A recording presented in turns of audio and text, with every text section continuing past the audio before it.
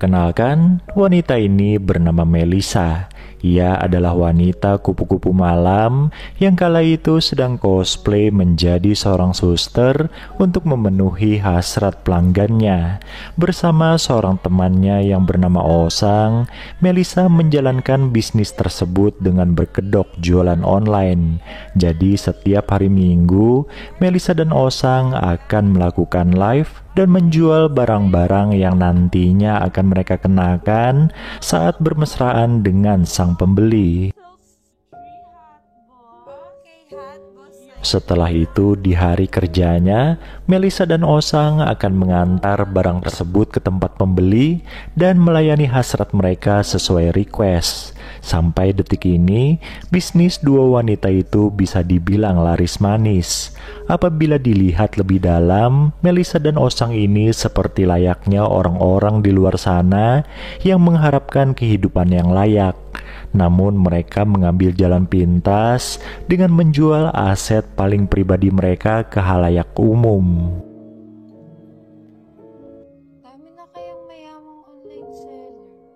Suatu hari, Melissa sempat mengeluh pada Osang kalau dirinya lelah memenuhi keinginan para pelanggan mereka yang sangat random.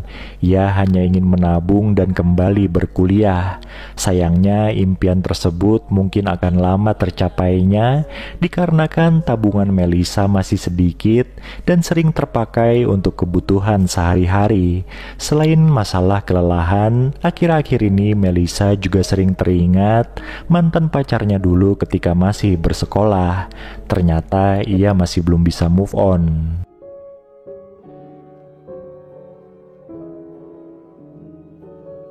Di suatu hari Minggu, ketika Melissa dan Osang sedang live berjualan, ada seorang pria misterius yang memantau siaran tersebut. Ternyata ia adalah Alvin, mantan pacar Melissa ketika sekolah dulu. Selesai berjualan, Melissa dan Osang pun mengobrol, dan kebetulan mereka sedang membahas tentang Alvin. Ternyata Alvin dan Melissa ini masih saling mencintai, namun mereka terpaksa putus karena masalah materi. Kata Melissa, Alvin tidak punya ambisi untuk masa depannya.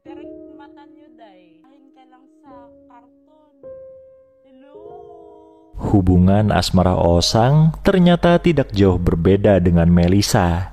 Ia juga mempunyai seorang pria yang mencintai dan dicintainya, namun hubungan mereka terhalang restu keluarga pria itu. Mereka tidak sudi punya calon menantu seperti Osang. Meski pekerjaan Osang seperti itu, sang pria yang bernama Jux tetap mencintainya. Jux bilang kalau sekarang ia sudah bekerja sehingga mampu memperjuangkan Osang. Lambat laun Osang pun luluh dan mau diajak bermesraan oleh Jux.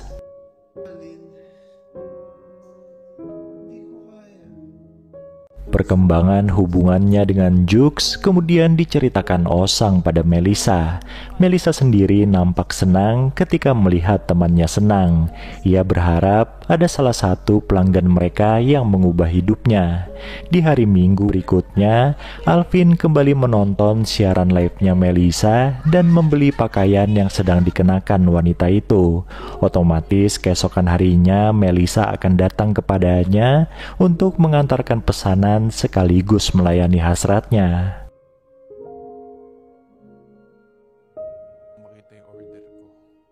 Awalnya, Melissa sempat tidak mengenali Alvin yang menyembunyikan wajahnya di balik hoodie. Tapi tidak lama kemudian, Alvin memperlihatkan wajahnya sambil bertanya kenapa Melissa bekerja seperti itu. Melissa pun menjawab kalau bersama Alvin ia tidak punya masa depan. Menurutnya Alvin adalah seorang pemalas, tidak ingin membuang waktunya sia-sia. Melissa pun menyuruh Alvin untuk segera menikmatinya. Namun baru pemanasan beberapa menit, Alvin langsung pergi meninggalkan Melissa.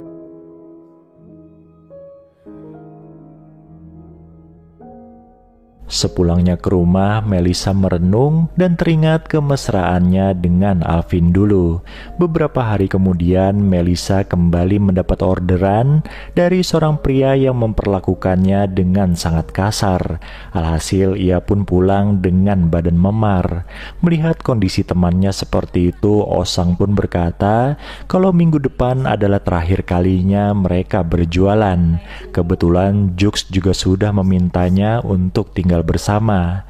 Melisa pun setuju.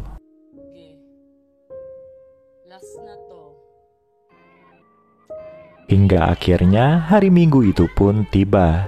Di awal siaran live mereka, Melisa dan Osang memberitahukan kalau hari itu adalah terakhir kalinya mereka berjualan. Awalnya semua nampak lancar-lancar saja, hingga akhirnya pria yang mengasari Melisa kemarin muncul dan ingin memesan. Nah, sesuai kesepakatan mereka berdua, Melisa dan Osang pura-pura tidak melihat komentar pria itu dan mengabaikannya.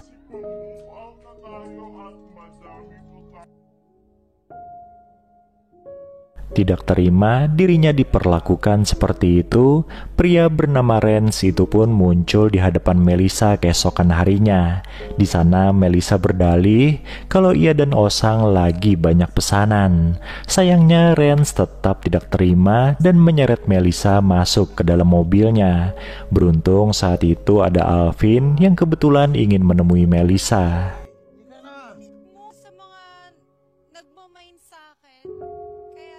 Melihat Melisa diseret paksa oleh seorang pria, ia pun menghampirinya. Sambil melepaskan cengkraman Renz, Melisa bilang pada Alvin kalau pria itu adalah pelanggan yang sudah mengasarinya. Nah, berhubung Renz tidak mau melepaskan Melisa, Alvin pun akhirnya menodongkan senjatanya pada pria itu. Alhasil, Renz segera balik kanan. Melihat Alvin yang nampaknya memiliki senjata resmi, Melisa pun menebak kalau mantan pacarnya itu kini adalah seorang polisi. Ternyata selama ini Melisa salah menilai Alvin.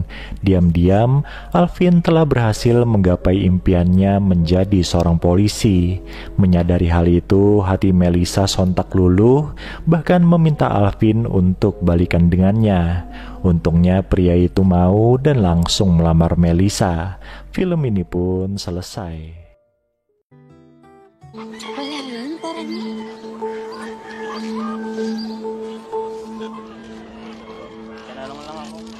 Hoy!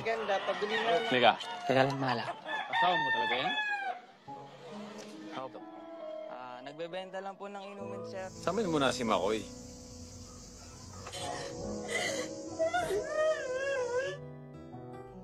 Di sebuah pemukiman kumuh, hiduplah sepasang suami istri bernama Makoy dan Krista. Berhubung perekonomian mereka tidak terlalu bagus, Makoy dan Krista ini sama-sama bekerja. Krista bekerja sebagai pedagang minuman keliling, sedangkan Makoy mengurusi ayam jago milik pria bernama Samuel. Perlu diketahui, jika daerah di mana Makoy dan Krista tinggal, mayoritas prianya adalah penggiat taruhan sabung ayam. Sehari-harinya Makoy bekerja bersama seorang temannya yang bernama Diego. Suatu ketika, Samuel bilang kepada teman nongkrongnya kalau ia telah melarang seorang wanita kupu-kupu malam masuk ke arena sabung ayam. Selain mencari pelanggan para pria hidung belang, wanita itu juga ketahuan mencuri uang orang-orang di sana. Nah, di saat yang bersamaan dan tidak jauh dari sana, Krista sedang dicurhati oleh seorang temannya yang bernama Mikai. Mikai mengeluh jika penghasilannya menurun drastis sejak dilarang masuk arena sabung ayam. Ternyata wanita kupu-kupu malam yang dimaksud oleh Samuel tadi tidak lain adalah Mikai ini. Melihat sosok Diego yang saat itu tersenyum genit kepadanya, Mikai pun jadi punya ide untuk memanfaatkan pria itu. Berhubung besok ada sabung ayam di tempatnya Samuel, Mikay pun merayu Diego untuk membantunya masuk ke arena itu. Mau tidak mau, Diego mengiyakan permintaan tersebut karena dirinya sudah mendapatkan layanan ranjang dari Mikay secara gratis. Sialnya, meskipun Diego sudah sangat berhati-hati memasukkan Mikay ke arena sabung ayam, ia tetap ketahuan juga. Pemuda itu pun langsung diberi pelajaran oleh Samuel dan anak buahnya. Di balik penderitaan Diego, ternyata ada Mikay yang tersenyum bahagia. Sebelum ketahuan menyelinap ke dalam arena, wanita itu sudah terlebih dahulu pergi dari sana dengan membawa seorang pelanggan. Tidak seperti istrinya yang bersyukur dengan hidup mereka sekarang ini, Makoy justru mengaku lelah menjadi miskin. Ia ingin memperoleh uang sebanyak mungkin dan segera pergi dari kampung itu. Mendengar keluh kesah suaminya itu, Krista pun hanya bisa menyuruhnya untuk bersabar. Keesokan harinya dengan wajah babak belur, Diego dinasehati oleh Samuel gara-gara menyusupkan Mikay ke arena sabung ayam. Untungnya Diego masih diperbolehkan bekerja di sana. Sementara itu, tanpa sepengetahuan Samuel, beberapa hari belakangan ini, Makoy telah mempertarungkan ayam jago miliknya di arena sabung ayam. Awalnya ia selalu menang dan menghasilkan banyak uang. Tapi belakangan, ia mulai memperoleh kekalahan hingga terlilit banyak hutang. Nah, di saat kondisi mulai kacau seperti itu, Diego yang tahu rahasia Makoy malah membeberkannya pada sang bos yaitu Samuel. Alhasil tidak lama kemudian, Makoy harus mempertanggungjawabkan perbuatannya di hadapan pria itu. Tak hanya ia seorang, tapi juga Krista yang ikut-ikutan terbawa. Tidak tahan melihat sang suami dihajar di depan matanya, Krista pun memohon akan melakukan apapun. Akhirnya dengan penuh keterpaksaan, Krista melayani hasrat Samuel di atas ranjang. Bagi Samuel, tubuh Krista ternyata tidak cukup untuk menebus kesalahan suaminya. Dan oleh karena itu, Samuel akan tetap menahan Makoy. Mendengar hal itu, Krista hanya bisa menangis pilu. Sementara itu, Mikay yang mengetahui temannya sedang mengalami kemalangan segera menemui Krista. Di sana, Mikay mengutarakan sebuah ide yang diyakininya bisa menyelesaikan masalah temannya itu. Idenya adalah merayu pesaing sabung ayamnya Samuel untuk mengadakan taruhan lagi. Dan supaya orang itu mau, Mikay dan Krista akan melayani hasratnya dengan cara bermesraan bertiga. Selesai melakukan perbuatan itu, Mikay dan Krista kemudian menemui Diego dan memaksanya untuk menyerahkan kunci rumah Samuel di mana Makoy disekap. Nah, agar Samuel mau mengikuti taruhan sabung ayam itu, Krista pun merayunya dengan menggunakan tubuhnya. Hari yang ditunggu Mikay dan Krista pun tiba. Sabung ayam pun berjalan sesuai rencana, di mana ayam jago milik Samuel akhirnya kalah. Bersama pesaingnya Samuel, Mikay merayakan kemenangan mereka, sementara Krista diam-diam kabur dari sana dan melepaskan Makoy. Meskipun pada akhirnya tidak menjadi kaya, Makoy tersadar jika memiliki istri seperti Krista, ia sebenarnya sudah memiliki segalanya.